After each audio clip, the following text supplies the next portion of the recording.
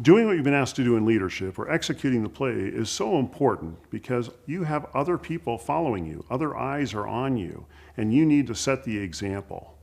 You got to make sure that you're prioritizing and you're getting the things done that people really want to see. That's going to make the biggest difference as a leader. The first thing I learned is that if there is something that's different about you or that makes you uncomfortable, it may be your greatest asset. 7'4", making his all-star debut from the Utah Jazz, center Mark Eaton. Back to the left, Eaton there to help, and he blocks it for Eaton to block it right out of bounds. Eaton blocks it, grabs it out the hill. What a play by Eaton. It's April 1977. I'm 21 years old. A man walks into the tire store where I'm working as an auto mechanic. And he asks me the one question I hate.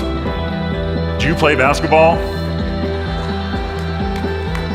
You'll hear the story of how I went from a 21-year-old auto mechanic who couldn't play basketball to an NBA All-Star. Good position, little turnaround jumper, blocked by Eaton. Eaton goes down with the ball. When I come and share my presentation with your team, I'm going to share with you the tips and techniques that I learned as an NBA player. How to get rid of that internal competition, that internal conflict that so many of us face on a daily basis. I put my presentation together in a way that even the last person in the last row who knows nothing about sports is going to walk away with something powerful, a tool that they can implement immediately when they leave the room, and to help them understand that if the team wins, they win. I'm trying to catch this little guard on our team named Rocket Rod Foster. Simply the fastest human being I've ever seen from one end of the court to the other. And I'm frustrated and kind of feeling sorry for myself and standing on the sidelines for a minute and taking a break and thinking, I don't know, maybe I can't play at this level. And at that moment, I feel this large hand on my shoulder. I turn around, it's Wilt Chamberlain, arguably the greatest basketball player that ever lived. Wilt grabbed me by the shoulder. He took me out on the court. He positioned me right in front of the basket. He said, let me tell you what your job is. He said, you see this basket?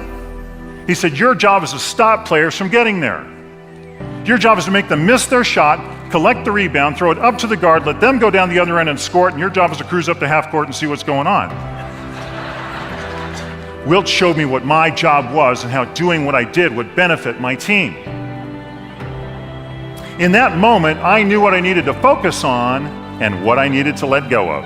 That 5-minute conversation took me to a 12-year NBA career, being named Defensive Player of the Year twice, and in 1989, I was named an All-Star. He crashes into Eaton, goes to Green, blocked by Eaton, picks up on Magic, blocked by Eaton, and it goes out of bounds.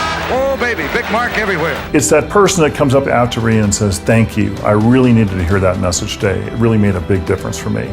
That's why I speak. Underneath Elijah Wan, blocked by Eaton, what a play by Big Mark. One of the most important commitments I talk about is doing what you do best, really knowing your job and focusing on that one thing that you're excellent at. And in my presentation, we dig deep into that to really look at what your skills are and what your traits are. I believe each of you in here has a gift, and today I'm going to show you how that gift can be of true and lasting value to others.